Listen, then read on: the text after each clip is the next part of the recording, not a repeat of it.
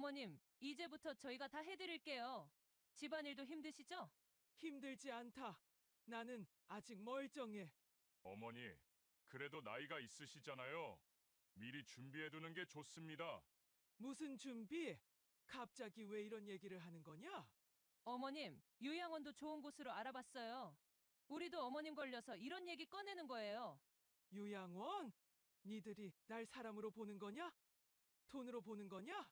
과연 이 가족에게 무슨 일이 일어난 걸까요? 구독과 좋아요를 눌러주시면 앞으로도 더 많은 이야기를 들려드릴 수 있습니다. 알림 설정까지 해주시면 무료로 새로운 사연을 가장 먼저 만나보실 수 있어요. 혹시 지금 어디에서 이 이야기를 들어주고 계신가요? 댓글로 남겨주시면 반갑게 인사드리겠습니다. 여러분과 이렇게 인사 나누는 것만으로도 하루가 따뜻해집니다. 저는 올해 72살 박순자입니다. 서울 강남에 있는 15억짜리 아파트에서 혼자 살고 있습니다. 남편이 세상을 떠난 지도 벌써 10년이 넘었습니다. 그동안 아들 준호는 참 소원했습니다. 결혼한 지 15년이 넘었는데 한 달에 한 번도 얼굴 보기 힘들었습니다. 명절 때나 겨우 보는 정도였습니다. 며느리 지연이는 더했습니다. 저한테 인사도 제대로 안 했습니다. 어머님, 안녕하세요. 겨우 이 정도가 전부였습니다. 손주 둘도 저를 완전히 남처럼 대했습니다. 할머니 생일에도 안 왔습니다. 추석, 설날에도 얼른 밥만 먹고 가버렸습니다. 그런데 지난달부터 갑자기 달라졌습니다. 토요일 오후에 아들이 며느리와 손주들을 데리고 찾아왔습니다. 오랜만에 보는 얼굴이라 반가웠습니다.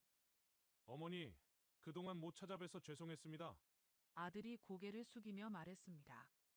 며느리도 평소와 달리 밝은 표정이었습니다. 어머님, 저희가 너무 바빴었어요. 이제부터는 자주 올게요. 손주들도 저한테 안겼습니다. 오랜만에 집에 웃음소리가 났습니다. 마음이 따뜻해졌습니다. 다음 주에도 왔습니다. 그 다음 주에도 왔습니다. 매주 토요일마다 온 가족이 찾아왔습니다. 며느리는 앞치마까지 하고 부엌일을 도왔습니다. 김치를 담그겠다고 했습니다. 어머님, 이제부터 저희가 다 해드릴게요. 며느리가 저한테 말했습니다. 평생 김치 한 번 안 담그던 며느리가 갑자기 김치를 담그겠다고 했습니다. 신기했습니다. 하지만 고마웠습니다. 아들도 집안일을 도왔습니다. 전구도 갈아주고 화장실 변기도 고쳐줬습니다. 평소에는 그런 일 하나도 안 했는데 말입니다. 어머니, 혼자 사시니까 불편하실 거예요. 저희가 자주 와서 도와드릴게요. 마음이 좋았습니다. 아들이 드디어 철이 든 것 같았습니다. 손주들도 달라졌습니다. 할머니 집에서 자겠다고 했습니다.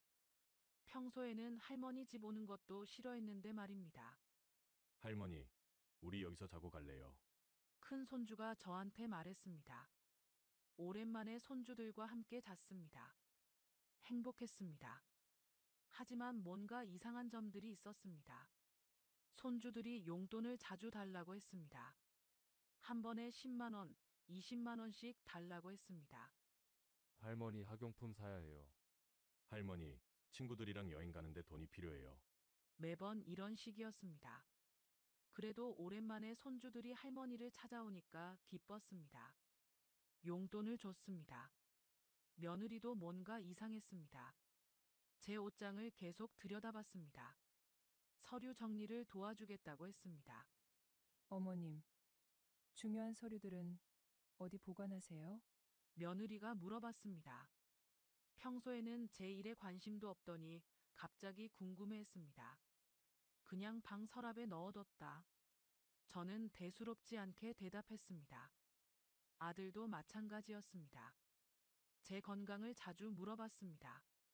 병원은 어디 다니는지, 약은 뭘 먹는지 계속 확인했습니다. 어머니, 혹시 깜빡깜빡 하시는 일 없으세요? 이상한 질문도 했습니다.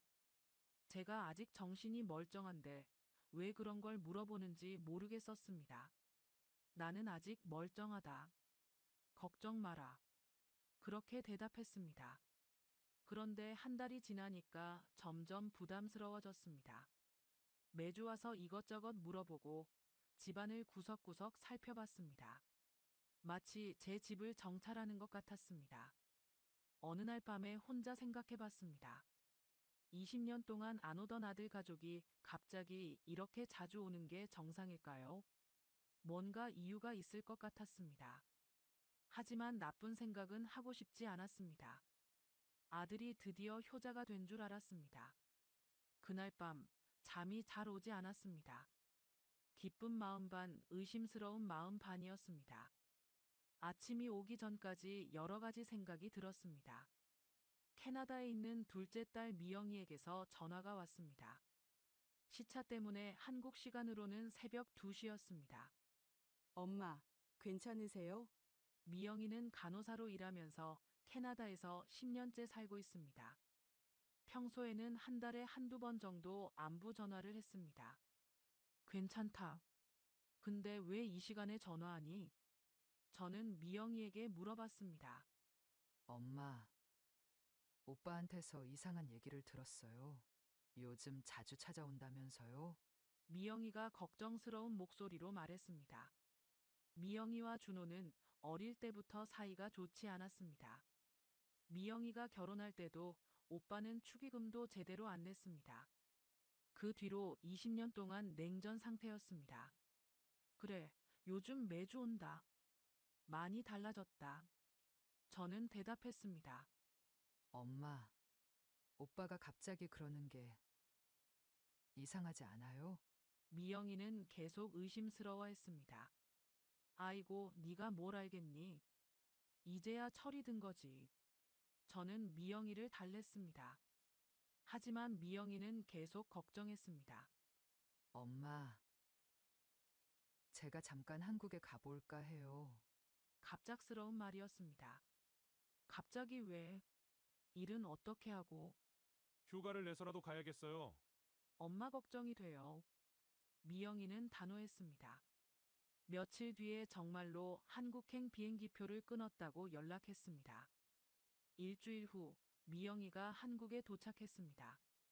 그런데 집으로 바로 오지 않았습니다. 근처 모텔에 방을 잡았다고 했습니다. 엄마, 저는 며칠 동안 상황을 지켜볼게요. 오빠한테는 제가 왔다는 얘기 하지 마세요. 이상한 부탁이었습니다. 왜 그러니? 오빠한테 인사해야지. 엄마, 일단 저를 믿어주세요. 미영이는 제 말을 듣지 않았습니다. 다음 날부터 미영이는 아파트 근처에서 상황을 살펴봤습니다. 오빠 가족이 언제 오는지, 얼마나 자주 오는지 확인했습니다. 토요일에 준호 가족이 왔습니다. 평소처럼 친절했습니다. 김치도 담그고 집안일도 도왔습니다. 손주들도 할머니랑 놀았습니다. 그런데 미영이는 아파트 주차장에 숨어서 지켜봤습니다. 준호 가족이 집에서 나올 때 대화를 들었다고 했습니다. 엄마한테 어떻게 말씀드리지? 조금 더 시간을 두고 말해야겠어. 준호와 며느리가 나눈 대화였습니다. 무슨 얘기인지 궁금했습니다. 미영이는 저녁에 제게 찾아왔습니다. 엄마, 오빠가 뭔가 계획을 세우고 있는 것 같아요. 무슨 계획? 정확히는 모르겠지만 좋은 일은 아닌 것 같아요.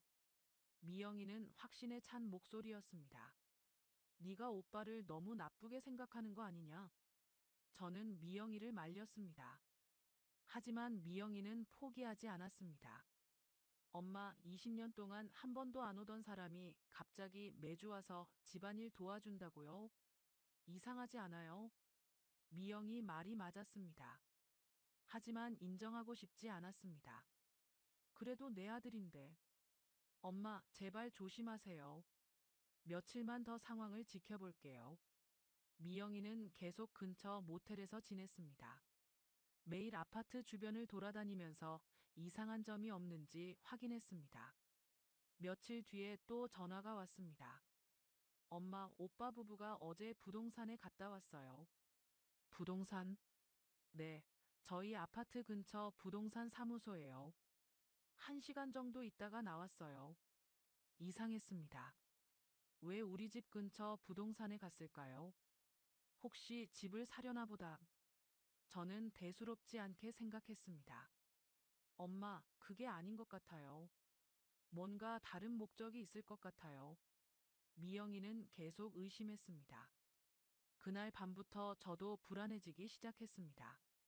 미영이가 캐나다에서 휴가까지 내고 한국에 온 이유가 있을 것 같았습니다. 딸의 걱정이 괜한 걱정이 아닐 수도 있겠다는 생각이 들었습니다. 잠자리에 들면서 생각해 봤습니다. 정말로 준호가 무슨 계획을 세우고 있는 걸까요?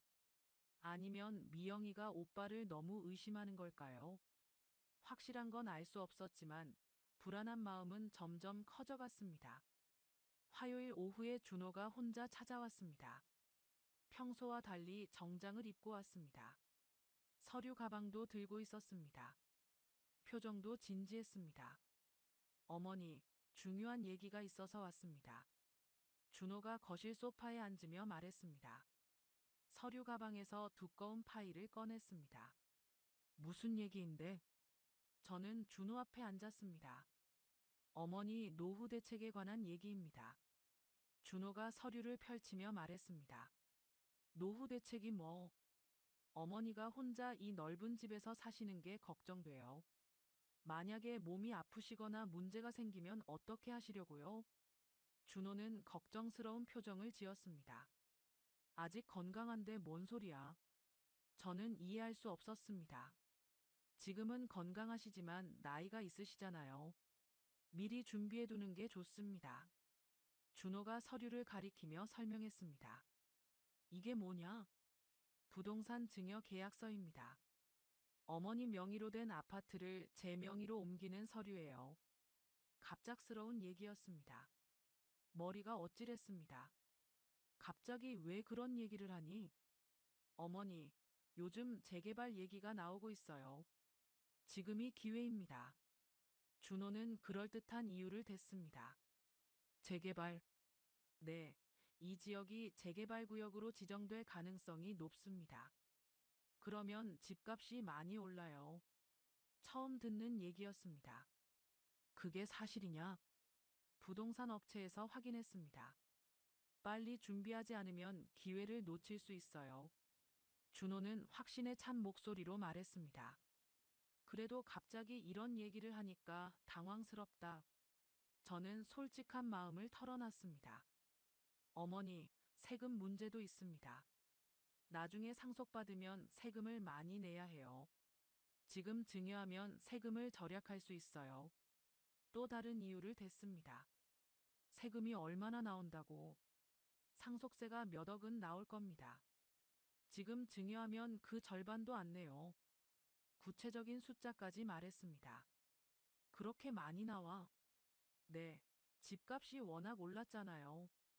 15억짜리 아파트면 상속세만 몇 억 나옵니다. 준호는 계속 설명했습니다. 그래도 하루아침에 결정할 일은 아니지 않냐?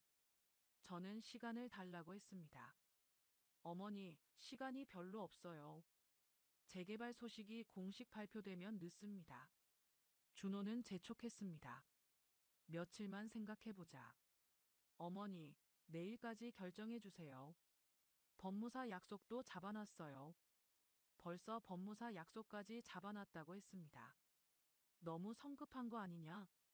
어머니, 이런 기회는 흔하지 않아요. 놓치면 후회하실 거예요. 준호는 포기하지 않았습니다. 그날부터 매일 전화가 왔습니다. 아침에 한 번, 저녁에 한 번씩 전화했습니다.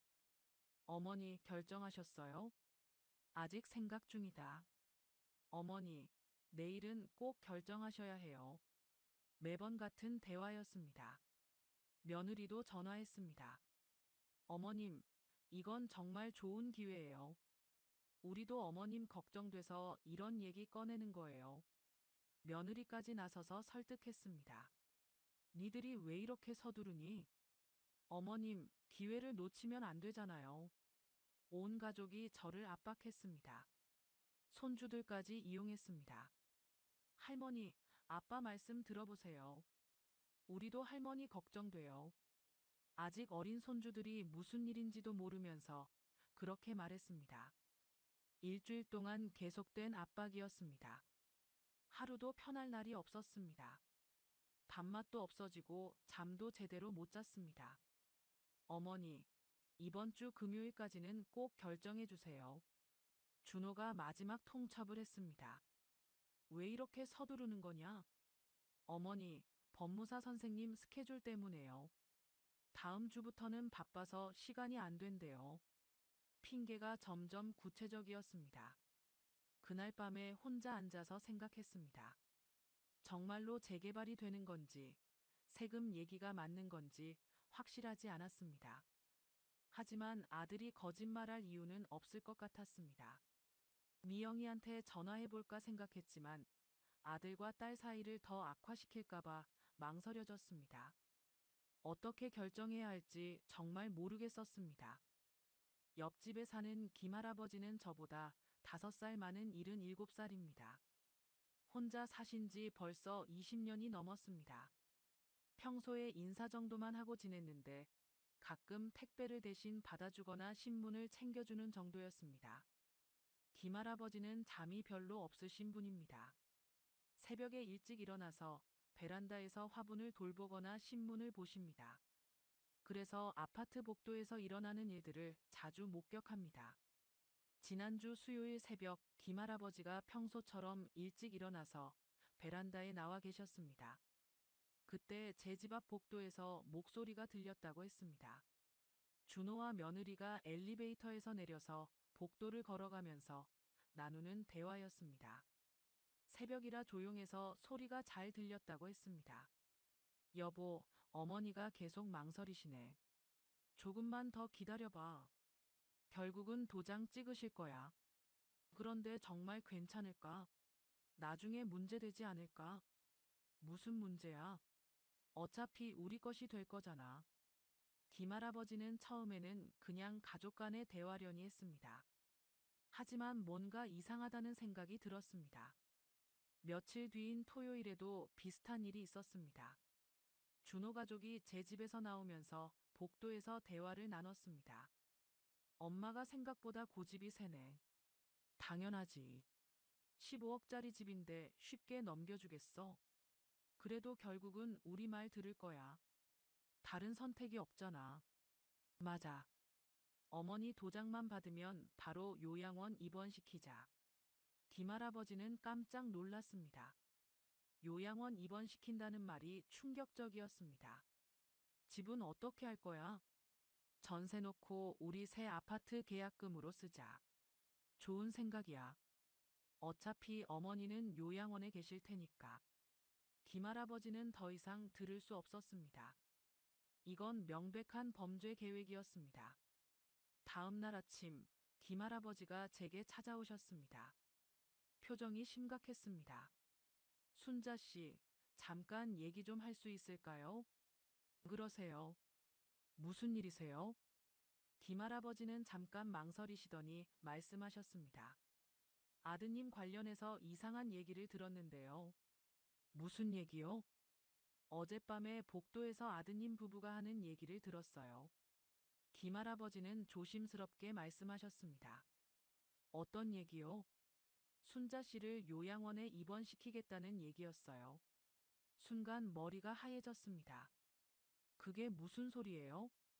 집도 전세 놓겠다고 하더군요. 자기들 아파트 계약금으로 쓰겠다고. 김할아버지 말씀이 사실인지 믿을 수 없었습니다. 할아버지가 잘못 들으신 거 아니에요? 아닙니다. 분명히 들었어요. 며칠 전에도 비슷한 얘기를 했어요. 김할아버지는 확신에 차 있었습니다. 그래도 우리 준호가 그럴 아이는 아닌데요. 저는 아들을 믿고 싶었습니다. 순자 씨, 이건 심각한 문제예요. 사기당하시는 거예요. 김할아버지는 걱정스러운 표정이었습니다. 사기라뇨? 부동산 서류에 도장만 받으면 바로 요양원에 넣겠다는 거잖아요. 이게 사기가 아니고 뭐예요? 김할아버지 말씀이 맞았습니다. 그럼 어떻게 해야 해요? 일단 절대로 서류에 도장 찍지 마세요. 그리고 증거를 모아야 해요. 김할아버지는 단호하게 말씀하셨습니다. 증거요? 네, 녹음을 해야 해요. 아드님들이 또 그런 얘기하면 녹음해서 증거로 남겨야 해요. 김할아버지는 이미 계획을 세우고 계셨습니다. 할아버지가 그렇게까지 해주실 필요는 없어요. 순자 씨, 이웃끼리 도와야죠. 이런 일을 그냥 넘어갈 수는 없어요. 김할아버지는 의지가 확고했습니다. 그날부터 김할아버지는 제 집 주변을 지켜보기 시작했습니다. 준호 가족이 올 때마다 베란다에서 상황을 살폈습니다. 며칠 뒤 또 기회가 왔습니다. 준호 부부가 제 집에서 나오면서 복도에서 대화를 나눴습니다. 어머니가 아직도 망설이시네. 괜찮아. 시간 문제야. 정말 요양원은 괜찮은 곳으로 정했어. 응, 시설도 좋고 비용도 저렴해. 어머니 연금으로 충분히 낼 수 있어. 김할아버지는 휴대폰으로 이 대화를 녹음했습니다. 그럼 집은 언제부터 전세 내놓을 거야? 도장만 받으면 바로 부동산에 맡길 거야. 전세금이 10억은 나올 텐데. 10억이면 우리 아파트 계약금으로 딱 좋겠네. 충격적인 대화였습니다. 제가 모르는 사이에 모든 계획이 세워져 있었습니다. 다음 날 아침, 김할아버지가 녹음 파일을 들려주셨습니다. 순자 씨, 이걸 들어보세요. 휴대폰에서 나오는 준호 부부의 목소리였습니다. 제 귀를 의심했습니다. 이게 정말 우리 준호 목소리예요? 맞습니다. 어젯밤에 녹음한 거예요. 눈물이 났습니다.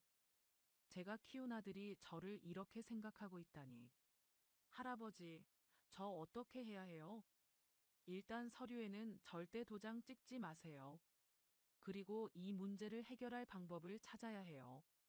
김할아버지는 저를 위로해 주셨습니다. 혹시 믿을 만한 사람 있으세요? 가족 중에서요. 캐나다에 있는 딸이 있기는 한데. 그럼 딸한테 연락해 보세요. 이런 일은 혼자 해결할 수 없어요. 김할아버지 조언이 맞았습니다. 그날 밤부터 잠이 오지 않았습니다. 아들에 대한 실망감과 배신감이 너무 컸습니다. 동시에 김할아버지께 고마운 마음도 들었습니다. 만약 할아버지가 아니었다면 저는 아무것도 모르고 당했을 것입니다. 이웃의 소중함을 새삼 느꼈습니다. 가족보다 이웃이 더 믿을 만하다는 현실이 슬펐지만 김할아버지가 계셔서 얼마나 다행인지 모르겠었습니다. 준호가 최종 통보를 했습니다. 내일 오후 2시에 법무사 사무실에서 만나자고 했습니다. 더 이상 미룰 수 없다고 했습니다. 어머니, 내일이 마지막 기회입니다. 놓치시면 정말 후회하실 거예요. 준호는 단호한 목소리였습니다. 알겠다. 저는 더 이상 거절할 힘이 없었습니다. 일주일 넘게 계속된 압박에 지쳐 있었습니다. 그날 밤 잠이 오지 않아서 거실에 앉아 있었습니다. 시계를 보니 새벽 5시였습니다. 몇 시간 후면 법무사 사무실에 가야 했습니다. 갑자기 현관문 쪽에서 소리가 났습니다. 누군가 문 앞에 있는 것 같았습니다. 조심스럽게 문으로 다가갔습니다. 문틈 아래로 흰 종이가 들어와 있었습니다. 작은 봉투도 함께 있었습니다. 종이를 펼쳐봤습니다. 김할아버지가 쓴 글씨였습니다. 순자 씨께. 어머님, 이건 범죄입니다. 아드님의 진짜 계획을 확인해 보세요. 절대로 오늘 서류에 도장 찍지 마세요. 마이너스 옆집 김할아버지 마이너스. 짧은 글이었지만 마음에 와 닿았습니다. 봉투 안에는 작은 USB가 들어 있었습니다. 그리고 또 다른 쪽지가 있었습니다. 이 USB에 녹음 파일이 들어 있습니다. 컴퓨터로 들어보세요. 그리고 캐나다에 있는 따님께 연락하세요. 혼자 해결하려고 하지 마세요. 손이 떨렸습니다. 김할아버지가 얼마나 걱정해서 새벽에 이런 일까지 해주시는지 고마웠습니다. 컴퓨터를 켜고 USB를 꽂았습니다. 오디오 파일이 여러 개 들어 있었습니다. 첫 번째 파일을 클릭했습니다. 어머니 도장만 받으면 바로 요양원 입원시키자. 집은 전세 놓고 우리 새 아파트 계약금으로 쓰자. 준호와 며느리 목소리였습니다. 분명히 들었습니다. 두 번째 파일도 들어봤습니다. 어머니 연금으로 요양원비 내고 전세금은 우리가 쓰면 되니까 일석이조야. 맞아. 어차피 오래 살지도 못하실 테니까. 온몸에 소름이 돋았습니다. 제가 키운 아들이 저를 이렇게 생각하고 있다니. 세 번째 파일에는 더 충격적인 내용이 있었습니다. 혹시 어머니가 의심하시면 어떻게 할 거야? 괜찮아. 나이 드신 분들은 쉽게 속거든. 치매 있다고 하면 아무도 의심 안 해. 치매? 응. 동네 사람들한테 어머니 치매 초기라고 소문내면 돼. 더 이상 들을 수 없었습니다. 컴퓨터를 껐습니다. 울음이 나왔습니다. 서러움과 분노가 동시에 밀려왔습니다. 아들이 저를 사람으로 보는 게 아니라 돈으로 보고 있었습니다. 김할아버지 말이 맞았습니다. 이건 범죄였습니다. 바로 미영이한테 전화했습니다. 캐나다는 아직 저녁 시간이었습니다. 엄마 웬일이세요? 이 시간에. 미영아, 엄마 좀 도와줘. 목소리가 떨렸습니다. 엄마 무슨 일이에요? 오빠가 나를 속이고 있었어. 엄마 차근차근 말씀해 보세요. 저는 지금까지 있었던 일을 모두 말했습니다. 증여 계약서 얘기, 김할아버지가 들은 대화, 녹음 파일까지. 엄마 정말이에요? 응. 지금 녹음 파일을 들었어. 내가 맞았다. 미영이는 잠깐 말이 없었습니다. 엄마, 절대로 오늘 서류에 도장 찍지 마세요. 그럼 어떡해? 제가 지금 당장 가겠어요. 오빠한테는 아무 말 하지 마세요. 어떻게 지금 와? 법무사 사무실 약속 시간이 언제예요? 오후 2시. 그럼 시간이 있어요. 제가 12시까지는 갈게요. 미영이는 단호했습니다. 근데 너 혼자 오빠한테 어떻게 맞서겠니? 엄마 걱정 마세요. 제가 다 준비해 올게요. 전화를 끊고 나니 마음이 조금 놓였습니다. 미영이가 온다니까 든든했습니다. 아침 8시에 준호한테서 전화가 왔습니다. 어머니, 오늘 준비 다 되셨죠? 응. 그럼 1시 반에 모시러 갈게요. 알겠다. 짧게 대화를 끝냈습니다. 아들 목소리를 들으니 속이 메스꺼웠습니다. 11시쯤 되니 김할아버지가 찾아오셨습니다. 순자씨, 쪽지 받으셨죠? 네, 고맙습니다. 덕분에 진실을 알았어요. 다행이네요. 오늘은 절대로 도장 찍지 마세요. 네, 딸이 온다고 해요. 잘 됐네요. 혼자 해결할 일이 아니에요. 김할아버지는 안심하는 표정이었습니다. 정오가 되니 미영이가 택시를 타고 왔습니다. 20년 만에 보는 딸의 얼굴이었습니다. 눈물이 났습니다. 엄마 많이 놀라셨죠? 미영아 고생했다. 엄마, 이제 괜찮아요. 제가 다 해결해 드릴게요. 미영이는 서류 가방을 들고 왔습니다. 뭔가 준비를 단단히 한 것 같았습니다. 1시간 후면 준호가 올 시간이었습니다. 마침내 모든 것이 밝혀질 순간이었습니다. 미영이가 서류 가방을 식탁 위에 올려놓고 펼쳤습니다. 여러 가지 서류와 파일들이 들어 있었습니다. 엄마, 제가 어젯밤부터 준비한 거예요. 뭘 준비했는데? 법적 대응 방법이요. 오빠가 하려는 일은 명백한 범죄예요. 미영이는 차분하지만 단호한 목소리였습니다. 정말 범죄가 맞니? 네, 사기죄, 재산상 이득죄, 노인학대까지 해당돼요. 특히 거짓말로 재산을 넘겨받으려 했으니까 사기죄가 성립해요. 미영이는 법률 서적을 펼쳐 보여줬습니다. 캐나다에서 밤새 인터넷으로 조사한 것 같았습니다. 그럼 우리가 이길 수 있는 거냐? 당연히 이겨요.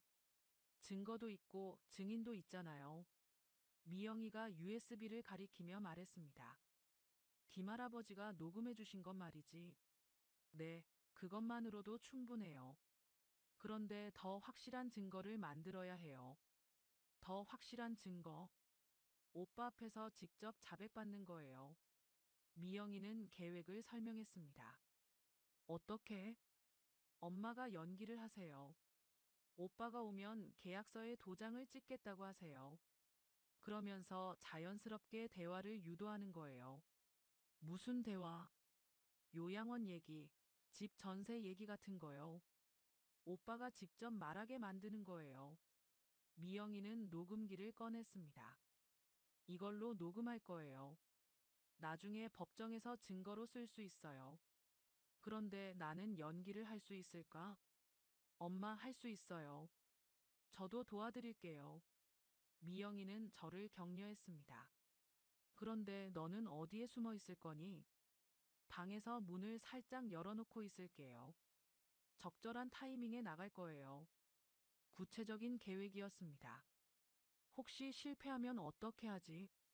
실패하지 않아요. 오빠는 절대 저를 예상 못할 거예요.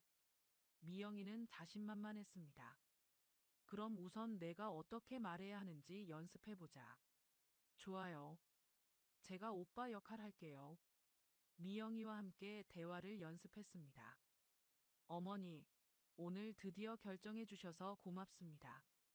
미영이가 준호 목소리를 흉내냈습니다. 응, 네 말이 맞는 것 같아. 그런데 계약서에 도장 찍으면 바로 요양원 가는 거지. 저는 일부러 그런 질문을 했습니다. 좋아요. 그런 식으로 자연스럽게 유도하세요. 몇 번 연습하니 요령이 생겼습니다. 엄마, 그런데 20년 동안 우리가 왜 이렇게 멀어져 있었을까요? 갑자기 미영이가 진지한 표정으로 물어봤습니다. 글쎄, 오빠 결혼하고 나서부터 달라진 것 같다. 저도 잘못이 있었어요. 오빠랑 다투고 나서 엄마한테도 소홀했어요. 미영이 목소리에 미안함이 묻어 있었습니다. 아니다. 네가 잘못한 건 없어. 오빠가 너무했지. 엄마, 이번 일이 끝나면 저 한국에 정착할까 해요. 갑작스러운 말이었습니다. 정말이니? 네, 캐나다에 있으면서도 계속 엄마 걱정됐어요. 이번 일로 확신이 섰어요. 눈물이 났습니다. 오랜만에 딸과 마음을 나누고 있었습니다. 미영아, 엄마가 미안하다.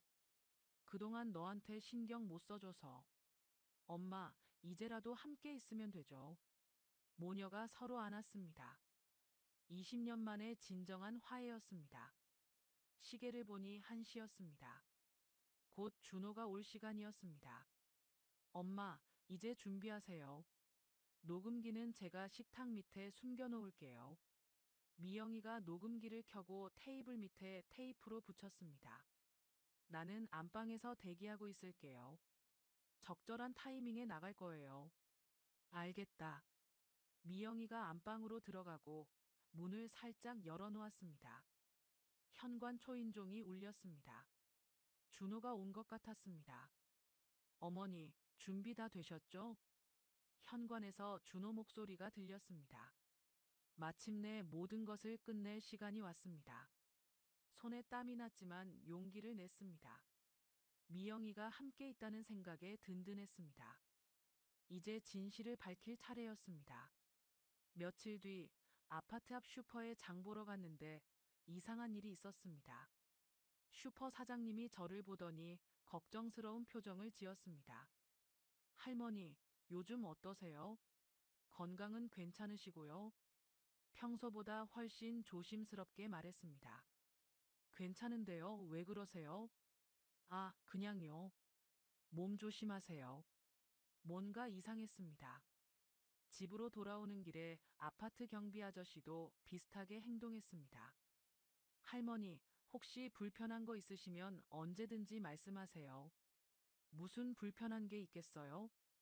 아, 그냥 나이 드시니까요. 경비 아저씨도 평소와 달랐습니다. 엘리베이터에서 같은 층에 사는 이웃을 만났는데 그분도 이상했습니다. 순자 씨, 요즘 어떠세요? 혹시 깜빡하시는 일 많으세요? 깜빡하는 일이요? 아니에요. 그냥 물어본 거예요. 다들 왜 이렇게 저를 조심스럽게 대하는지 모르겠었습니다. 그날 저녁 미영이한테 전화로 이 얘기를 했습니다. 엄마, 그거 이상한데요? 나도 그래. 다들 왜 저런지 모르겠어. 혹시 오빠 부부가 뭔가 했나? 미영이가 의심했습니다. 무슨 소리야? 엄마, 기억나지 않으세요? 녹음 파일에서 오빠가 치매 얘기했잖아요. 맞았습니다. 준호가 동네 사람들한테 제가 치매 촉이라고 소문을 퍼뜨렸던 것 같았습니다. 정말 그럴까? 확인해 봐야겠어요. 엄마, 내일 대학병원에 가서 정밀 검사 받으세요. 갑자기 왜? 나중에 오빠가 엄마 정신 상태에 문제가 있다고 주장할 수도 있어요. 미리 의학적 증명서를 받아두는 거예요. 미영이 말이 맞았습니다. 다음 날 서울대병원 신경과에 예약을 잡았습니다. 치매 검사를 받고 싶다고 했습니다. 어르신, 특별한 증상이 있으신가요? 담당 의사가 물어봤습니다. 아니요. 그냥 확인해보고 싶어서요. 가족분이 권하신 건가요? 제가 하고 싶어서 온 거예요. 의사는 여러 가지 검사를 했습니다. 인지능력 검사, 기억력 검사, MRI 촬영까지 했습니다. 검사 결과가 나오는데 일주일이 걸렸습니다. 그 사이에 더 이상한 일들이 일어났습니다. 은행에 갔는데 창구 직원이 제게 물어봤습니다. 할머니, 혹시 가족분이 할머니 통장 관련해서 문의하신 적 있으세요? 무슨 문의요? 아드님께서 할머니 치매 때문에 통장 관리가 어렵다고 하시면서 정보를 요청하신 적이 있어요. 충격이었습니다. 언제요? 지난주쯤이요. 할머니 동의서 없이는 정보를 줄 수 없다고 했는데 준호가 은행까지 와서 제 통장 정보를 빼내려고 했던 것입니다. 제가 그런 얘기 한 적 없어요. 저는 치매가 아니에요. 그렇죠. 할머니가 너무 멀쩡하셔서 이상했거든요. 은행 직원도 의심스러워했던 것 같습니다. 집에 와서 바로 미영이한테 전화했습니다. 미영아, 오빠가 은행까지 갔어. 은행에요? 내 통장 정보를 달라고 했대. 치매 때문에 관리가 어렵다고 했대. 정말 악질이네요. 엄마, 검사 결과 나오면 바로 연락 주세요. 일주일 후 병원에서 연락이 왔습니다. 결과가 나왔다고 했습니다. 병원에 가서 결과를 들었습니다. 할머니 검사 결과 모든 수치가 정상입니다. 인지능력도 또래 평균보다 높고 기억력도 전혀 문제 없어요. 다행이었습니다. 치매 가능성은 없나요? 전혀 없습니다. 아주 건강하세요. 진단서도 발급해 드릴게요. 정밀 검사 결과서와 진단서를 받았습니다. 인지기능 정상, 치매 소견 없음이라고 명시되어 있었습니다. 집에 와서 미영이한테 사진을 찍어서 보냈습니다. 엄마, 다행이에요. 이제 오빠가 뭐라고 해도 의학적 증거가 있어요. 그런데 동네 소문은 어떻게 하지? 걱정 마세요. 진실은 밝혀질 거예요. 그날 저녁 김할아버지가 찾아오셨습니다. 순자 씨, 요즘 동네에 이상한 소문이 돌고 있어요. 어떤 소문이요? 순자 씨가 치매 초기라는 소문이요. 아드님이 여기저기 말하고 다니는 것 같아요. 역시 그랬습니다. 할아버지, 저는 병원에서 검사받았어요. 아무 문제 없어요. 진단서를 보여줬습니다. 역시 그럴 줄 알았어요. 어떻게 순자 씨가 치매가 있겠어요? 김할아버지는 안심했습니다. 이런 식으로 거짓말하는 게 정상이에요? 정상이 아니죠. 이건 명백한 명예훼손이에요. 김할아버지도 분노했습니다. 그때부터 저는 확신했습니다. 준호가 저를 치매 환자로 만들어서 재산을 가로채려 한다는 것을. 은행에서 통장 정보를 빼내려 한 것도, 동네에 소문을 퍼뜨린 것도 모두 계획된 일이었습니다. 더 무서운 건 며느리 지연이의 역할이었습니다. 며칠 뒤에 아파트 부녀회장님이 찾아오셔서 들은 얘기가 충격적이었습니다. 순자 씨, 며느리분이 부녀회 모임에서 이상한 얘기를 하더라고요. 무슨 얘기요? 어머님이 요즘 깜빡하시는 일이 많아서 걱정된다고 하더라고요. 그래서 요양병원도 알아보고 있다고. 지연이가 부녀회에까지 가서 그런 거짓말을 했던 것입니다. 제가 언제 깜빡했다고 그러던가요? 그래서 제가 이상하다고 생각했어요. 순자 씨는 우리 중에서 제일 정신이 또렷하신데 부녀회장님도 의심스러워 하셨습니다. 며느리가 또 뭐라고 했어요? 집안일도 혼자 하기 어려워 하신다고 하더라고요. 그래서 자기들이 자주 와서 도와드린다고. 거짓말 투성이었습니다. 부녀회장님, 저는 집안일 혼자 다 해요. 깜빡하는 것도 없고요. 그럴 줄 알았어요. 그래서 며느리 얘기가 이상했던 거예요. 부녀회장님은 제 편이었습니다. 그날 밤 미영이와 긴 통화를 했습니다. 엄마, 이제 오빠 부부의 계획이 다 보여요. 어떤 계획? 첫째, 엄마를 치매 환자로 만들기. 둘째, 그걸 근거로 재산 관리 권한 가져가기. 셋째, 요양원에 넣고 집 처분하기. 체계적인 계획이었습니다. 정말 무서운 아이들이구나. 엄마, 이제 우리도 반격할 때가 됐어요. 반격? 네, 증거도 충분히 모았고 의학적 증명서도 있어요. 이제 법적 조치를 취할 수 있어요. 미영이는 의지가 확고했습니다. 그런데 그래도 내 아들인데. 엄마, 지금까지도 그런 생각하세요? 오빠는 이미 엄마를 어머니로 보지 않아요. 미영이 말이 맞았습니다. 알겠다. 어떻게 하면 되지? 일단 동네 분들께 진실을 알려야 해요. 그리고 은행에도 상황을 설명해서 오빠가 함부로 접근하지 못하게 해야 해요. 구체적인 계획이었습니다. 다음 날부터 실행에 옮겼습니다. 먼저 슈퍼 사장님께 진단서를 보여드렸습니다. 사장님, 저 치매 아니에요. 병원에서 검사 받았어요. 그럼 아드님이 왜 그런 말씀을 하셨을까요? 잘못된 오해인 것 같아요. 더 이상 자세한 얘기는 하지 않았습니다. 아직 시기상조였습니다. 경비실에도 가서 상황을 설명했습니다. 경비 아저씨, 혹시 제 아들이 와서 이상한 얘기한 적 있어요? 아, 할머니 건강이 안 좋으시다고 하더라고요. 저는 멀쩡해요. 앞으로 제 허락 없이 누가 와서 저에 대한 정보를 물어보면 알려주지 마세요. 알겠습니다. 은행에도 다시 갔습니다. 제 아들이 거짓말했어요. 저는 치매가 아니에요. 진단서를 보여줬습니다. 그렇군요. 앞으로 본인 동의 없이는 어떤 정보도 제공하지 않겠습니다. 하나씩 차단하고 있었습니다. 그날 저녁 준호한테서 전화가 왔습니다. 어머니, 요즘 병원 다니신다면서요? 벌써 소식을 들었나 봅니다. 응, 건강검진 받았어. 결과는 어떠셨어요? 아주 좋다더라. 치매도 없고 인지 능력도 또래보다 좋다고 해. 전화 너머로 당황하는 기색이 느껴졌습니다. 아, 그렇군요. 다행이네요. 응, 다행이다. 짧게 전화를 끊었습니다. 이제 준비가 끝났습니다. 모든 증거를 모았고 거짓 소문도 차단했습니다. 진짜 승부가 시작될 시간이었습니다. 미영이가 한국에 완전히 정착하기로 결정했습니다. 캐나다 직장에 사직서를 내고 짐도 정리해서 보냈습니다. 이제 본격적으로 준호와 맞서 싸울 준비를 했습니다.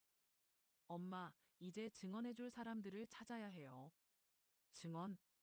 네, 오빠 부부가 거짓말했다는 걸 증명해줄 이웃분들 말이에요. 미영이는 체계적으로 접근했습니다. 제일 먼저 김할아버지를 찾아뵀습니다. 할아버지, 저 미영이에요. 캐나다에서 온. 아, 딸이구나. 어머니 많이 걱정하시더라. 김할아버지는 반가워하셨습니다. 할아버지, 혹시 증인이 되어 주실 수 있어요? 증인. 오빠가 한 말들을 법정에서 증언해 주세요. 김할아버지는 망설이지 않으셨습니다. 당연하지. 그런 나쁜 일을 그냥 넘어갈 수는 없어. 첫 번째 증인을 확보했습니다. 할아버지, 혹시 녹음 외에 다른 증거도 있어요? 있지. CCTV도 확인해 봤거든. CCTV요? 아파트 복도 CCTV에 아들 부부가 대화하는 모습이 찍혀 있어. 관리사무소에서 확인했지. 김할아버지는 이미 모든 걸 준비하고 계셨습니다. 정말이에요? 그럼 관리소장하고도 얘기했어. 언제든지 복사해 줄 수 있다고 하더라. 두 번째 증거까지 확보했습니다. 다음은 부녀 회장님을 찾아갔습니다. 회장님, 저 미영이에요. 순자 어머니 딸이에요. 아, 캐나다에서 온 딸. 어머니가 자랑 많이 하셨어. 부녀 회장님도 반갑게 맞아주셨습니다. 회장님, 혹시 며느리가 한 말들 기억하세요? 기억하지. 어머니 치매라고 거짓말한 거 말이지. 네, 그걸 증언해 주실 수 있어요? 물론이지. 그런 거짓말은 용서할 수 없어. 부녀 회장님도 흔쾌히 동의했습니다. 다른 부녀회 분들도 들으셨을 텐데요. 그럼 김 여사님, 박 여사님도 다 들었어. 모두 이상하다고 했거든. 증인이 점점 늘어났습니다. 슈퍼 사장님도 찾아갔습니다.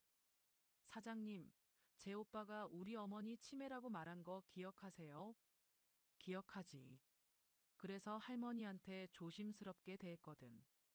그것도 증언해 주실 수 있어요? 당연하지. 할머니가 얼마나 멀쩡하신데. 슈퍼 사장님도 동의했습니다. 은행 직원분도 만났습니다. 제 오빠가 우리 어머니 통장 정보 달라고 했죠? 네, 그런 일이 있었어요.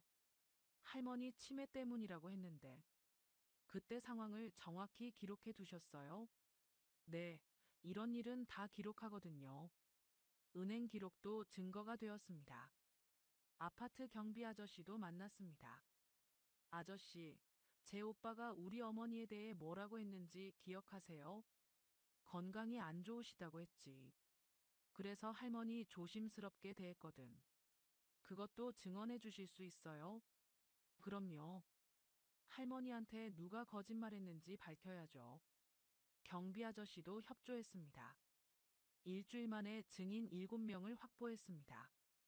김할아버지, 부녀 회장님과 부녀회 회원 2분, 슈퍼 사장님, 은행 직원, 경비 아저씨였습니다. 엄마, 증거와 증인이 이렇게 많으면 이길 수밖에 없어요. 미영이는 자신만만했습니다. 그런데 또 다른 문제가 생겼어. 무슨 문제? 오빠가 우리를 의심하기 시작한 것 같아요. 며칠 전부터 준호가 이상하게 행동했습니다. 전화할 때마다 제 목소리 톤을 유심히 들었습니다. 무언가를 확인하려는 것 같았습니다. 어머니, 요즘 기분이 어떠세요? 좋다. 혹시 다른 사람하고 상담받으신 적 있어요? 이상한 질문이었습니다. 무슨 상담? 아니에요. 그냥 물어본 거예요. 준호도 뭔가 눈치챈 것 같았습니다.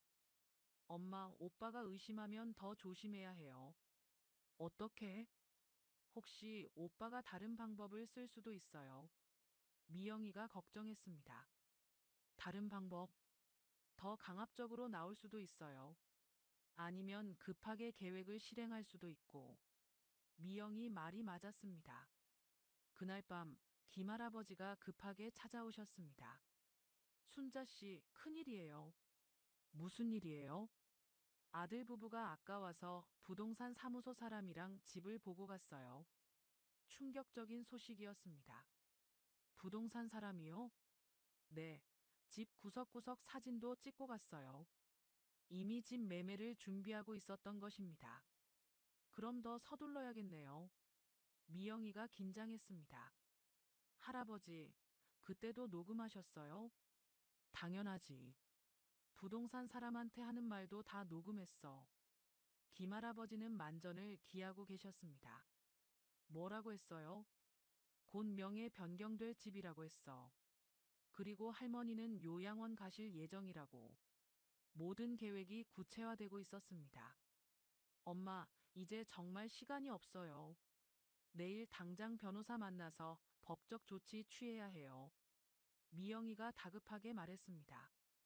그날 밤부터 본격적인 법적 대응을 준비했습니다. 증거 정리, 증인 진술서 작성, 고발장 준비까지 모든 것이 빠르게 진행되었습니다. 이웃들의 도움 덕분에 준호 부부의 범죄를 입증할 충분한 증거를 모을 수 있었습니다. 이제 마지막 결전을 준비할 때였습니다. 변호사와 상담을 마치고 나서 미영이가 제안했습니다. 엄마, 오빠를 함정에 빠뜨려야 해요. 함정? 네, 오빠가 직접 자백하게 만드는 거예요. 구체적인 계획을 세웠습니다. 제가 준호한테 전화해서 계약서에 도장을 찍겠다고 하는 것이었습니다. 그러면서 자연스럽게 요양원 얘기를 꺼내서 준호가 직접 인정하게 만드는 것입니다. 엄마가 연기할 수 있겠어요? 해볼게. 다음 날 오전, 준호한테 전화했습니다. 준호야, 엄마다. 어머니, 웬일로 전화를? 그 계약서 얘기 말인데 다시 생각해봤어. 준호 목소리가 갑자기 밝아졌습니다. 어머니, 결심하신 거예요? 응, 네 말이 맞는 것 같아. 도장 찍을게. 정말이에요? 언제 할까요? 오늘 오후에 할 수 있니? 당연하죠. 바로 준비할게요. 준호는 매우 기뻐했습니다. 근데 도장 찍으면 바로 요양원 가는 거지. 일부러 그런 질문을 던졌습니다. 네. 요양원이요? 당황하는 기색이 보였습니다. 아니야. 그냥 물어본 거다. 더 이상 추궁하지 않았습니다. 어머니, 그럼 오후 2시에 공증사무소에서 만날까요? 공증사무소? 네, 정식으로 공증 받아야 하니까요. 알겠다. 전화를 끊고 나서 미영이와 작전을 점검했습니다. 엄마 잘하셨어요. 오빠가 완전히 속았어요. 이제 어떻게 하지? 제가 변호사님과 함께 공증사무소에 갈 거예요. 적절한 타이밍에 나타날게요. 오후 1시쯤 공증사무소 근처에 미리 가서 대기했습니다. 미영이는 변호사와 함께 근처 카페에서 기다렸습니다. 2시 정각에 준호와 며느리가 왔습니다. 둘 다 정장 차림이었습니다. 중요한 일이라고 생각하는 것 같았습니다. 어머니, 오늘 정말 고마워요. 준호가 인사했습니다. 어머님, 이제 편하게 지내실 수 있어요. 며느리도 밝은 표정이었습니다. 공증사무소에 들어가서 절차를 시작했습니다. 공증인이 서류를 설명했습니다. 이 서류는 부동산 증여 계약서입니다. 서명하시면 법적 효력이 발생해요. 네. 저는 대답했습니다. 그런데 증여받으시는 분은 어떻게 활용하실 예정인가요? 공증인이 준호한테 물어봤습니다. 저희가 관리할 예정입니다.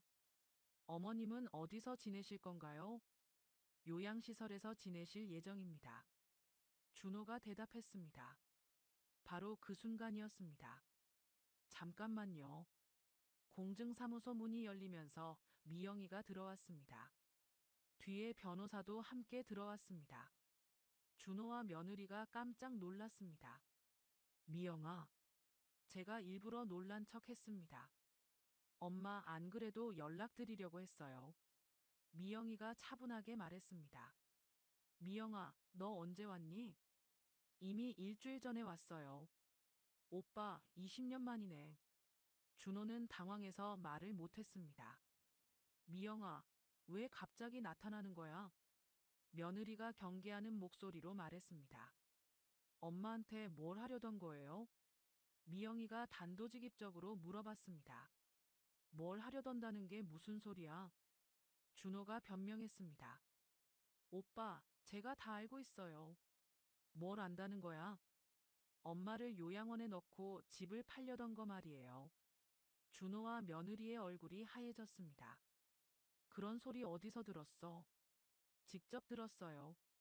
오빠가 복도에서 한 얘기 다 녹음되어 있어요. 미영이가 휴대폰을 꺼냈습니다.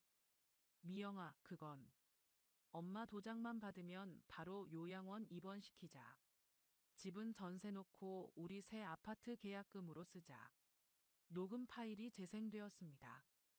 분명히 준호 목소리였습니다. 공증사무소 안이 조용해졌습니다. 이건 어떻게 녹음한 거야? 준호가 어이없다는 표정이었습니다. 이웃 할아버지가 녹음해 주셨어요. 오빠가 복도에서 한 얘기를 말이에요. 그럼 처음부터 다 계획된 거였어? 며느리가 화를 냈습니다. 계획한 건 오빠 쪽이에요. 엄마를 치매 환자로 만들려던 거 말이에요. 변호사가 나섰습니다. 안녕하세요. 박순자 여사님의 법적 대리인 변호사 김민수입니다. 변호사요? 준호가 더욱 당황했습니다. 네, 이번 사건은 사기죄, 노인학대죄에 해당됩니다. 형사처벌 대상이에요. 형사처벌이라뇨? 거짓 정보로 재산을 가로채려 했고, 치매 환자로 조작하려 했으니까요. 변호사가 차근차근 설명했습니다. 준호가 변명하려고 했습니다. 변호사님, 이건 오해가 있었던 것 같은데. 오해가 아니에요. 증거와 증인이 충분히 있습니다. 미영이가 서류 뭉치를 꺼냈습니다. 이웃 증인 7명, 은행 기록, 병원 진단서까지 다 있어요. 준호와 며느리는 완전히 궁지에 몰렸습니다. 어머니, 정말 이럴 거예요? 준호가 마지막으로 애원했습니다. 준호야, 너희가 먼저 나를 속였잖아. 저는 더 이상 참을 수 없었습니다. 어머니, 이제 그만 가라. 다신 내 앞에 나타나지 마라. 준호와 며느리는 할 말이 없었습니다. 결국 공증사무소를 나갔습니다. 공증인이 말했습니다. 다행히 서명하기 전에 막았네요. 정말 위험할 뻔했어요. 모든 게 끝났습니다. 20년 만에 만난 딸 덕분에 사기를 당하지 않을 수 있었습니다. 공증사무소에서 나온 뒤 준호와 며느리는 포기하지 않았습니다. 주차장에서 저희를 기다리고 있었습니다. 어머니, 잠깐만 얘기하고 가요. 준호가 다가왔습니다. 할 말 없다. 저는 차에 타려고 했습니다. 어머니, 우리가 언제 어머니한테 나쁜 짓 했어요? 며느리가 억울하다는 표정으로 말했습니다. 나쁜 짓 안 했다고. 미영이가 분노했습니다. 미영아, 네가 엄마를 부추긴 거지. 준호가 미영이를 비난했습니다. 오빠가 먼저 엄마를 속였잖아. 속인 게 아니라 걱정돼서 그런 거야. 걱정이라고. 미영이가 코웃음을 쳤습니다. 변호사가 중재했습니다. 좀 더 자세한 얘기는 사무실에서 하는 게 어떨까요? 좋아요. 준호가 동의했습니다. 변호사 사무실로 이동했습니다. 좀 더 체계적으로 대화할 필요가 있었습니다. 그럼 처음부터 차근차근 짚어볼까요? 변호사가 녹음기를 켰습니다. 준호 씨, 어머니께 증여 계약을 제안한 이유가 뭡니까? 재개발 때문이에요. 세금도 절약하고. 재개발 계획이 정말 있었나요? 부동산에서 그렇게 들었어요.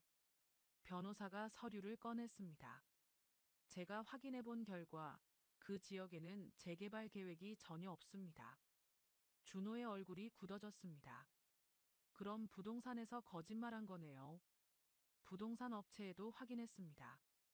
준호 씨가 그런 문의를 한 적이 없다고 하더군요. 완전히 거짓말이 들통났습니다. 그럼 세금 얘기도 거짓말이에요? 미영이가 추궁했습니다. 세금 계산도 잘못되었습니다. 실제로는 상속세가 그렇게 많이 나오지 않아요. 변호사가 세금 계산서를 보여줬습니다. 준호는 더 이상 변명할 수 없었습니다. 그럼 다음은 요양원 계획에 대해 얘기해 봅시다. 변호사가 녹음 파일을 재생했습니다. 어머니 도장만 받으면 바로 요양원 입원시키자. 분명히 준호 목소리였습니다. 이건 어떻게 설명하시겠어요? 그건 어머니 건강을 위해서 한 얘기였어요. 건강을 위해서요? 어머니가 치매라고 거짓말한 것도 건강을 위해서인가요? 변호사가 병원 진단서를 꺼냈습니다. 어머니는 정밀 검사 결과 인지 능력이 정상입니다. 치매 소견이 전혀 없어요. 그건 잘못 판단한 거였어요. 며느리가 변명했습니다. 잘못 판단했다면 왜 동네 사람들한테 치매라고 소문을 퍼뜨렸나요? 미영이가 부녀회장 진술서를 내밀었습니다. 지연 씨가 부녀회에서 어머니 치매 초기라고 말했다는 증언입니다. 며느리의 얼굴이 빨개졌습니다. 그건 걱정돼서 상담한 거였어요. 상담이라고 하기에는 너무 구체적이었는데요. 변호사가 계속 추궁했습니다. 은행에서 어머니 통장 정보를 요구한 것은 어떻게 설명할 건가요? 그건 어머니가 관리하기 어려우실까봐. 어머니 동의 없이 개인정보를 요구하는 것은 불법입니다. 준호는 점점 궁지에 몰렸습니다. 그리고 이 녹음은 어떻게 설명하시겠어요? 또 다른 녹음 파일이 재생되었습니다. 집은 전세 놓고 우리 새 아파트 계약금으로 쓰자. 어차피 어머니는 요양원에 계실 테니까. 준호와 며느리의 목소리였습니다. 이것도 어머니를 위한 계획이었나요? 변호사의 목소리에 냉소가 섞였습니다. 우리도 생활이 있잖아요. 준호가 솔직하게 말했습니다. 아, 드디어 본심을 드러내는군요. 엄마 재산으로 우리 아파트 사려고 했다는 거지. 미영이가 분노했습니다. 그게 뭐가 잘못됐어? 어차피 우리가 상속받을 거잖아. 준호도 화를 냈습니다. 상속받을 거라고 사기쳐도 된다는 거야? 사기가 아니라 미리 준비하는 거지. 거짓말로 속여서 도장 받는 게 미리 준비하는 거야? 모녀가 격하게 다퉜습니다. 너희들 때문에 엄마가 얼마나 고생했는지 알아? 미영이가 울먹였습니다. 고생. 우리가 매주 찾아가서 모셨는데. 며느리가 반박했습니다. 모신 게 아니라 감시한 거잖아. 언제 도장 찍을지 기다린 거잖아. 그게 뭐가 잘못됐는데? 며느리는 전혀 잘못을 인정하지 않았습니다. 변호사가 정리했습니다. 지금까지 대화를 종합하면 거짓 정보로 재산 증여를 유도하려 했고, 치매 환자로 조작하려 했으며, 요양원 입원과 부동산 처분까지 계획했던 것으로 확인됩니다. 이 모든 것이 계획적 범행이었다는 뜻이군요. 준호와 며느리는 말이 없었습니다. 어머니, 고발장을 제출하시겠습니까? 변호사가 저에게 물어봤습니다. 망설여졌습니다. 그래도 제가 낳은 아들인데. 엄마, 이런 일을 그냥 넘어가면 안 돼요. 미영이가 제 손을 잡았습니다. 다른 노인분들도 이런 피해를 당할 수 있어요. 미영이 말이 맞았습니다. 좋다. 고발하자. 저는 결심했습니다. 어머니. 준호가 소리쳤습니다. 나는 이미 너의 어머니가 아니다. 그래도 혈육인데. 혈육이면 이런 짓 하냐? 제 목소리에 분노가 섞였습니다. 엄마를 돈으로 본 니들이 혈육이냐? 준호와 며느리는 더 이상 할 말이 없었습니다. 변호사님, 고발장 작성해 주세요. 알겠습니다. 모든 증거와 증언을 바탕으로 고발장이 작성되었습니다. 사기미수, 명예훼손, 노인학대 혐의였습니다. 이제 경찰 수사를 받게 될 거예요. 변호사가 설명했습니다. 준호와 며느리는 창백한 얼굴로 사무실을 나갔습니다. 엄마 힘드셨죠? 미영이가 저를 위로했습니다. 괜찮다. 이제 끝난 것 같아서 속이 시원하다. 정말로 그랬습니다. 오랫동안 억눌렀던 분노가 해소되는 기분이었습니다. 진실은 결국 밝혀지는 법입니다. 거짓말은 오래 갈 수 없습니다. 고발장 제출 후 한 달 만에 첫 재판이 열렸습니다. 서울중앙지법 제3법정이었습니다. 그날 아침부터 긴장됐습니다. 미영이가 저와 함께 법원에 갔습니다. 엄마, 떨지 마세요. 우리가 이길 거예요. 그래도 처음 가보는 곳이라 무서우네. 법정안은 생각보다 엄숙했습니다. 준호와 며느리도 변호사와 함께 앉아 있었습니다. 서로 눈을 마주치지 않았습니다. 판사가 들어오면서 재판이 시작됐습니다. 사기미수 및 노인학대 사건을 심리하겠습니다. 검사가 먼저 공소사실을 읽었습니다. 피고인들은 피해자를 속여 15억 원 상당의 부동산을 가로채려 했습니다. 차분한 목소리였지만 내용은 심각했습니다. 피고인 측 변호사가 반박했습니다. 피고인들은 어머니를 위한 선의의 제안을 한 것입니다. 선의라고 하기에는 너무 계획적이었습니다. 우리 쪽 변호사가 반박했습니다. 첫 번째 증인으로 김할아버지가 나섰습니다. 증인은 무엇을 목격했습니까?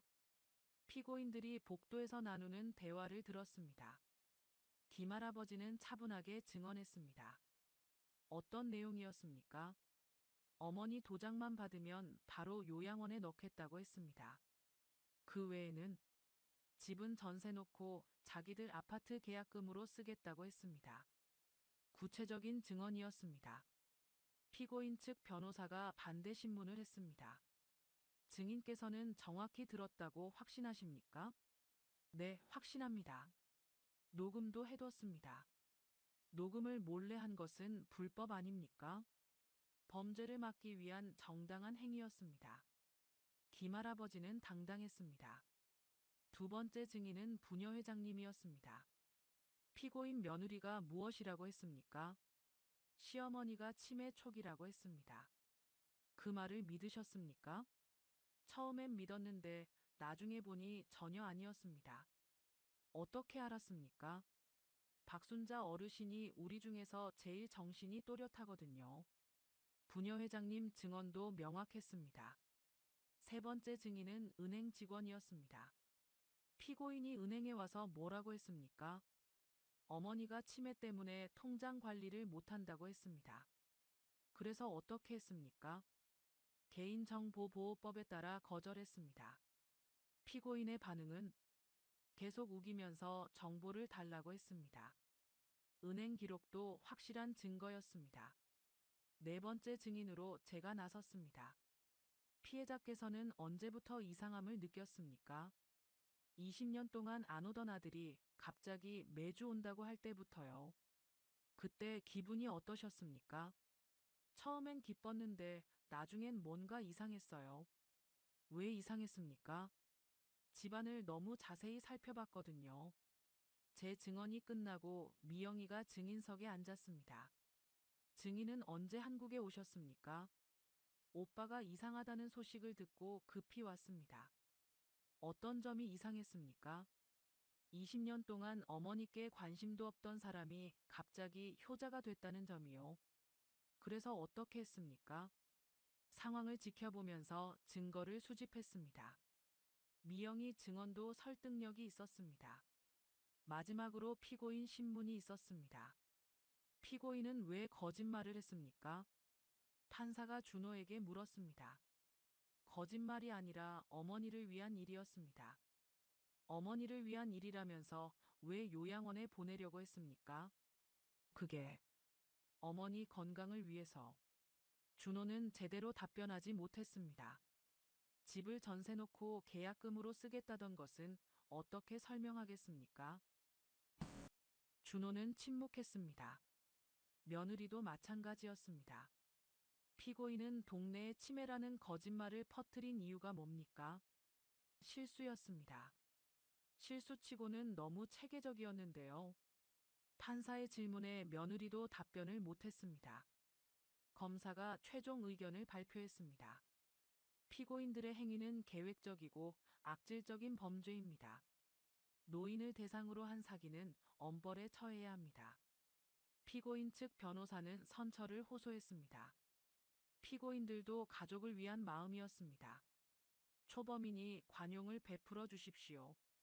하지만 증거가 너무 확실했습니다. 2시간 후 판결이 선고됐습니다. 피고인 박준호는 사기미수 명예훼손, 노인학대 혐의로 징역 2년에 집행유예 3년을 선고합니다. 피고인 정지연은 사기미수 명예훼손 혐의로 징역 1년 6개월의 집행유예 2년을 선고합니다. 또한 피해자에게 위자료 2천만 원을 지급하라고 명합니다. 우리가 이겼습니다. 준호와 며느리는 고개를 숙이고 있었습니다. 법정을 나오면서 저는 복잡한 감정이었습니다.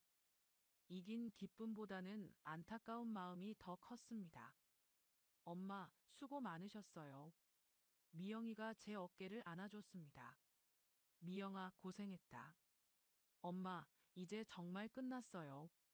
그날 밤 집에서 혼자 생각해봤습니다. 제가 키운 아들이 법정에서 유죄 판결을 받다니. 마음이 아팠지만 후회는 없었습니다. 내 자식이지만 잘못은 잘못이다.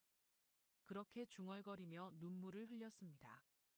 하지만 이것이 옳은 길이었습니다. 재판이 끝난 지 석 달이 지났습니다. 그동안 많은 일들이 있었습니다. 미영이는 한국에서 간호사 자격을 인정받아서 서울의 한 대학병원에 취직했습니다.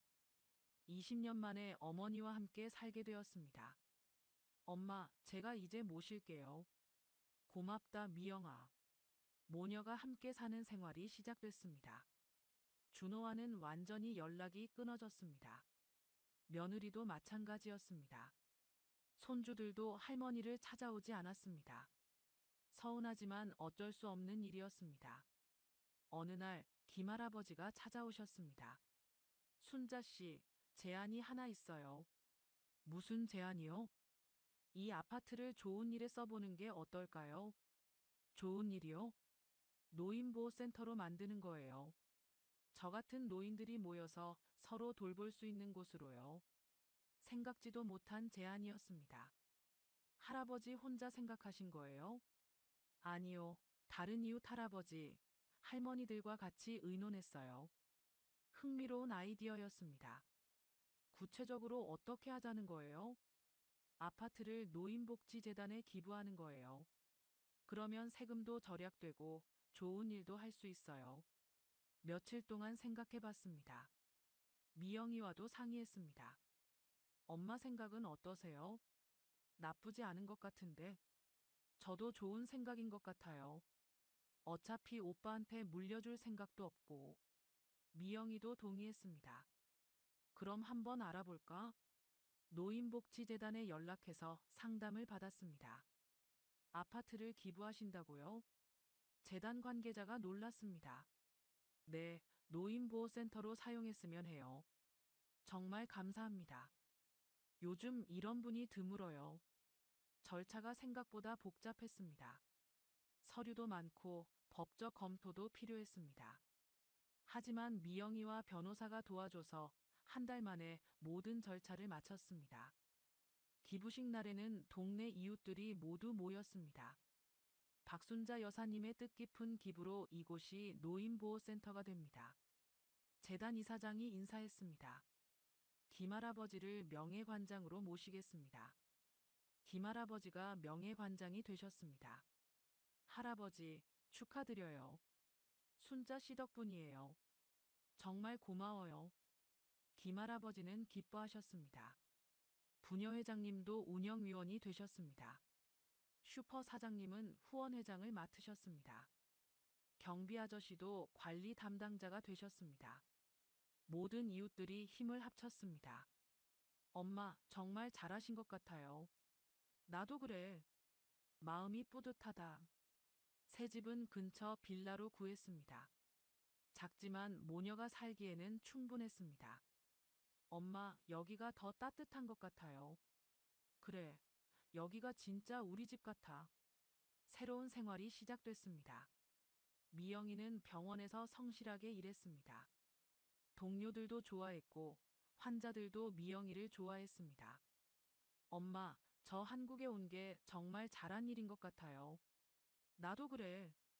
너 덕분에 큰일 날 뻔한 걸 막았잖아. 그때 오빠를 의심한 제가 맞았네요. 응, 네가 안 왔으면 어떻게 됐을지 몰라. 어느 날 저녁 두 사람이 산책을 하고 있었습니다. 엄마, 혹시 오빠 생각 안 나세요? 생각이 안 날 리가 있겠니? 그래도 내가 키운 아들인데. 미안해요. 오빠랑 화해하지 못하게 해서. 미영아, 네 잘못이 아니야. 준호가 잘못한 거지. 그래도 가족이잖아요. 가족이라고 해서 잘못된 일을 덮어줄 수는 없어. 저는 단호했습니다. 엄마 말씀이 맞아요. 몇 개월 후 노인보호센터가 정식으로 개원했습니다. 동네 어르신들이 모여서 함께 시간을 보내는 곳이 되었습니다. 개원식에 갔을 때 김할아버지가 말씀하셨습니다. 순자 씨 덕분에 이런 좋은 곳이 생겼어요. 제가 뭘 했다고요? 할아버지가 다 해주신 거지요. 아니에요. 순자 씨가 용기를 낸 덕분이에요. 주변에서 박수가 터져 나왔습니다. 박순자 어르신, 정말 감사합니다. 이웃들이 고마워했습니다. 그날 밤, 집에 와서 미영이와 차를 마시면서 얘기했습니다. 엄마, 후회 안 해요? 뭘? 아파트 기부한 거요. 전혀 안 해. 오히려 속이 시원해. 저도 엄마가 자랑스러워요. 미영아, 니도 고생 많이 했다. 엄마, 앞으로도 함께 살아요. 그래야지. 모녀는 서로 안아줬습니다. 한 해가 지났습니다. 노인보호센터는 성공적으로 운영되고 있습니다. 김할아버지는 건강하게 관장 일을 하고 계십니다. 미영이는 병원에서 승진도 했습니다. 한국 생활에 완전히 적응했습니다. 저는 센터에서 자원봉사를 하면서 보람찬 시간을 보내고 있습니다. 어느 날 미영이가 놀라운 소식을 전했습니다. 엄마, 제가 결혼할 것 같아요. 정말? 네, 병원 동료 의사 선생님이에요. 좋은 사람이니? 네, 정말 좋은 분이에요. 새로운 가족이 생기는 것 같아 기뻤습니다. 엄마도 함께 살 거예요. 고맙다, 미영아. 이제 정말로 새로운 시작이었습니다. 준호 일로 힘들었던 시간들이 오히려 우리 모녀를 더 가깝게 만들어 주었습니다. 진짜 가족의 의미를 깨달았습니다. 돈보다 소중한 것이 있다는 것도 배웠습니다. 이웃들의 따뜻함도 느꼈습니다. 앞으로 어떤 일이 있어도 미영이와 함께라면 이겨낼 수 있을 것 같습니다.